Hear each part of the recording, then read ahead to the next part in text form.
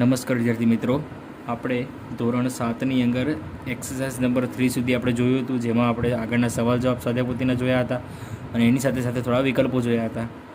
હવે આજે આપણે એક્સરસાઇઝ 4થી શરૂ કરીશું, જેમાં છે fill in the blanks using the words given in the bracket. કૌંસમાં આપેલા શબ્દો વડે ખાલી જગ્યા પૂરો. ઓકે, ચલો આપણે આગળ ભણી ચૂક્યા છીએ સાદો વર્તમાનકાળ અને બરાબર આ એના જ વાક્યો છે. હું તમને થોડા જ કરાવીશ, બાકી બધા તમારે જાતે જ કરવાના છે. બરાબર, સહેલા જ છે, સહેજ પણ અઘરા છે નહીં. જે આપણે આગળ ગ્રામરમાં ભણ્યા એ જ આમાં ફરીથી ભણવાનું છે. ચલો ધ્યાન આપો. હુ, વોટ, વેર અને વેન, આટલાથી આપણે વાક્યો બનાવવાના છે. આમાં તો ખાલી જગ્યા પૂરવાની છે. બરાબર છે, સહેલું જ, વધારે અઘરું છે નહીં. પહેલું, van do you exercise in the garden. કેમ વેન મૂક્યું? કારણ કે આપણને સમય પૂછવા માગે છે કે તમે ક્યારે બગીચાની અંદર કસરત કરવા જાઓ છો, કસરત કરો છો, એટલે વેન આવશે. When do you exercise in the garden. બીજું, where does your father work, એટલે કામ કરવાની જગ્યા પૂછે છે, તો જગ્યા તો વેરથી દર્શાવાય, તો where does your father work. ત્રીજું, હુ કિક્સ ધ બોલ. આ અહીંયા જ ખબર પડી જાય, એસ કે એસ વાળું રૂપ આવે, બરાબર, અને બીજું કોઈ કર્મ ન હોય તો આગળ હુ જ આવે, બીજું કોઈ જ વસ્તુ આવે નહીં, એટલે હુ કિક્સ ધ બોલ. ચોથું, what does Ramu sell. Sell એટલે વહેંચવું, તો કઈ વસ્તુ વહેંચે, શું વહેંચે છે એના માટે પૂછ્યું છે, તો વસ્તુ માટે આપણે આગળ વોટ લખવું પડે. What does Ramu sell. પાંચમું, where do the children keep their bags, એટલે કે પોતાના બેગ્સ, દફતર મૂકે છે, ક્યાં મૂકે છે એવું પૂછે છે, એટલે વેરથી લખવું પડે, સ્થળ દર્શાવવાનું છે. Where do the children keep their bag. છઠ્ઠું, when does Mohit open the shop, એટલે કે મોહિત ક્યારે દુકાન ખોલે છે. સાતમું, what do the girl draw. What do the girls draw, કે છોકરીઓ શું દોરે છે. આઠમું, who sings bhajans in the morning. Sings આવ્યું એટલે આગળ હુ જ આવે, બીજું કોઈ જ વસ્તુ આવે નહીં. Ninth, what does Mihir buy from the shop, એટલે કે મિહિર દુકાનમાંથી શું ખરીદે છે. દસમું છે, when do Raj and Ravi get up every day. Raj અને રવિ દરરોજ ક્યારે ઉઠે છે. 11મું, વેર ડઝ મયુર સ્ટેન્ડ. મયુર ક્યાં ઊભો છે. અને 12મું, હુ બ્રિંગ્સ લેટર્સ. એસ કે એસ આવ્યું એટલે શું આવશે આગળ, હુ આવશે. ક્રિયાપદમાં જ્યારે એસ કે વાળું રૂપ આવે એ ત્યારે જ આવે જ્યારે હુથી પ્રશ્ન બનતો હોય ત્યારે. ચલો હવે હું આ તમને 3 કરાવીશ, બાકીના 4 થી 8 એટલે કે 5 તમારે જાતે કરવાના છે. સહેલા જ, કોઈ અઘરા છે નહીં. ચલો, read the sentence and form the questions from the underlined words. ચલો, એમાં પહેલું છે, Ramu waters the rose plants in the garden every evening. તો ચલો, રામુ માટે પ્રશ્ન છે કરતા ઉપરથી, તો હુ આવશે. તો who waters the rose plants in the garden every evening. પછી ધ રોઝ પ્લાન્ટ એટલે કે ગુલાબનો છોડ, એનો એ પૂછ્યું છે એટલે વિચથી બનાવવું પડે. તો which plants does Ramu water in the garden every evening. પછી છે ઇન ધ ગાર્ડન એટલે જગ્યા દર્શાવી છે, તો વેરથી પ્રશ્ન બને. Where does Ramu water the rose plants every evening. છેલ્લું છે એવરી ઇવનિંગ એટલે કે સમય દર્શાવે છે. શું દર્શાવે છે? સમય દર્શાવે છે, તો વેનથી પ્રશ્ન બનશે. તો when does Ramu water the rose plants in the garden. Okay, એમાં ઇન ધ એવરી ઇવનિંગ નીકળી જાય. ચલો બીજું જુઓ. Ankit watches Gujarati movies in a theatre every week. તો પહેલાં અંકિત છે, તો અંકિત માટે કરતા માટે હુથી પ્રશ્ન બને. Who watches Gujarati movies in a theatre every week. બીજી અંડરલાઇન ગુજરાતી મૂવીઝ છે એટલે વોટ આવશે. તો what does Ankit watch in a theatre every week. પછી ઇન અ થિયેટર છે એટલે સ્થળ દર્શાવે છે, તો વેરથી પ્રશ્ન બનશે. Where does Ankit watch Gujarati movies every week. અને છેલ્લું એવરી વીક છે, તો એવરી વીક એટલે કે સમય દર્શાવે છે એટલે વેનથી પ્રશ્ન બનશે. તો when does Ankit watch Gujarati movies in a theatre. ત્રીજું, Deepak sings bhajans in the temple every morning. ચલો, દીપકથી પ્રશ્ન બનાવવાનો એટલે હુથી પ્રશ્ન બનશે, દીપક નીકળી જાય. તો who sings bhajans in the temple every morning. પછી છે ભજન્સ એટલે વોટથી પ્રશ્ન બનશે, વસ્તુ છે, તો what does Deepak sing in the temple every morning. પછી છે in the temple. In the temple એ સ્થળ દર્શાવે છે એટલે વેરથી પ્રશ્ન બનશે, તો where does Deepak sing bhajans every morning. અને છેલ્લે એવરી મોર્નિંગ છે એ શું દર્શાવે છે? સમય દર્શાવે છે. એટલે વેનથી પ્રશ્ન બનશે તો when does Deepak sing bhajans in the temple. Okay, ચલો આ 1 થી 3 મેં તમને કરાયા અહીંયા. ચલો હવે જે આ 4 થી 8 છે એ તમારે જાતે લખવાના છે. મેં તમને PDF તો મોકલી દીધી છે બરાબર, છતાં પણ આ 4 થી 8 તમારે જાતે ટ્રાય કરવાના છે. ચલો હવે જુઓ છઠ્ઠી exercise, read the advertisement and answer the questions. એટલે કે નીચે આપેલી જાહેરાતો વાંચો અને એના ઉપરથી પ્રશ્નોના જવાબ લખો. બરાબર, ચલો સાવ સહેલું જ છે. તમે ફકરા પરથી સવાલ લખો એ રીતે તમારે આમાંથી શોધીને જવાબ લખવાના. ઉપરથી આ વધારે સહેલું પડશે તમને. ચલો જાહેરાત આપેલી છે કલા બહાર, બરાબર, house of saris and dress materials, MG road, રાજકોટની જાહેરાત આપેલી છે. ચલો પ્રશ્ન જોઈએ. What is the name of the shop. દુકાનનું નામ શું છે? તો આ રહ્યું કલા બહાર. તો the name of the shop is કલા બહાર. એટલે કે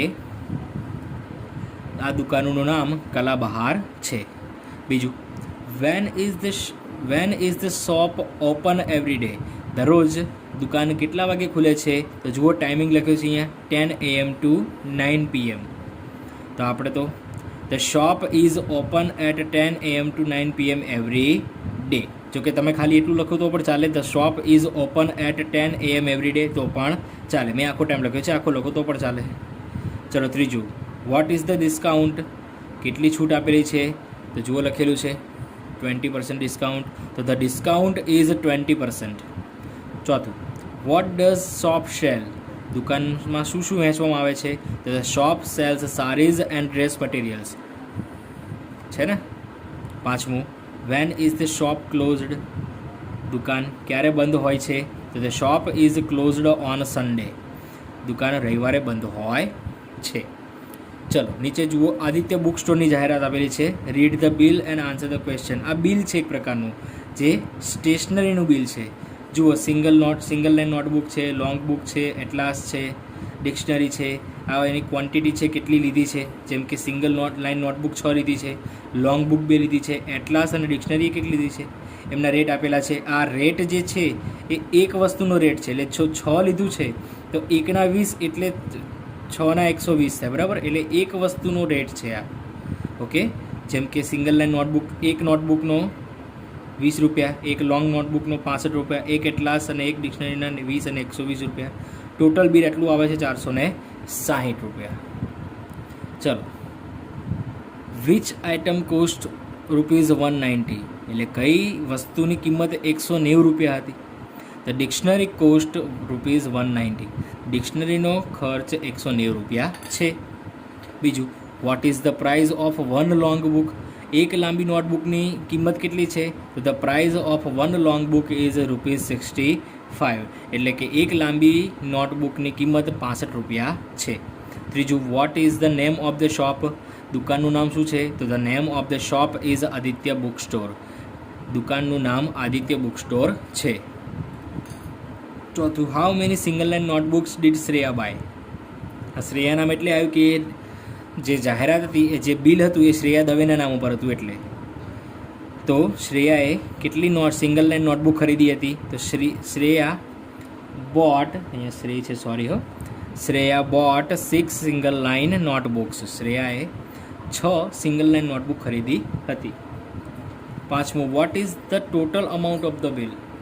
કે બિલની કુલ રકમ કેટલી છે? તો the total amount of the bill is ₹460. એટલે કે બિલની કુલ કિંમત 460 રૂપિયા છે. ચલો એના પછીનું જુઓ, read the wrapper and answer the question. આ એક કાગળિયું આપી છે સોપનું, એટલે કે સાબુનું. ચલો, what is the weight of the soap. સાબુનો વજન કેટલું છે? તો જો અહીં આપેલું છે 100 grams. તો the weight of the shop is 100 grams.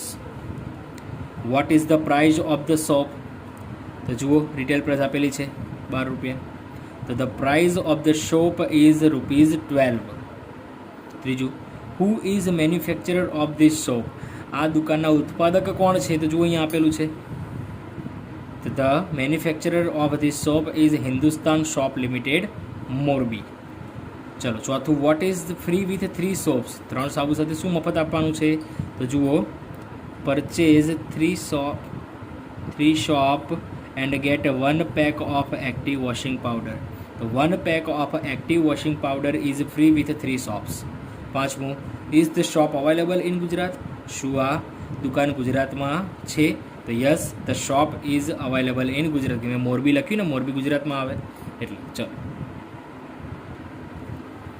ચલો read the time table and answer the question. અહીંયા ટાઈમ ટેબલ આપેલું છે વિષયોનું, મેથ્સ, ઇંગ્લિશ, સાયન્સ અને શોર્ટ બ્રેકનું, બરાબર. જેમાં મેથ્સ મિસ્ટર શાહ લે છે, ઇંગ્લિશ મિસિસ મહેતા લે છે અને સાયન્સ મિસ્ટર મોદી લે છે, બરાબર. એમના ટાઈમિંગ આપેલા છે. ચલો જોઈએ સવાલ જવાબ. Which subject will the student learn at 11:50? 11:50 વિદ્યાર્થીઓ કયો વિષય ભણશે? તો જુઓ 11:50 ક્યાં છે? અહીંયા થાય છે 11:50. તો ઇંગ્લિશ ભણશે એ લોકો. તો એ the students will learn English at 11:50. 11:50 વિદ્યાર્થીઓ ઇંગ્લિશ ભણશે. બીજું, હુ ટીચિસ મેથ્સ? મેથ્સ એટલે કે ગણિત કોણ ભણાવે છે? તો કોણ ભણાવે છે? Mister Shah. Mister Shah teaches maths. ત્રીજું, does mister Modi teach English? શું મિસ્ટર મોદી અંગ્રેજી ભણાવે છે? તો જુઓ, મિસ્ટર મોદી શું છે?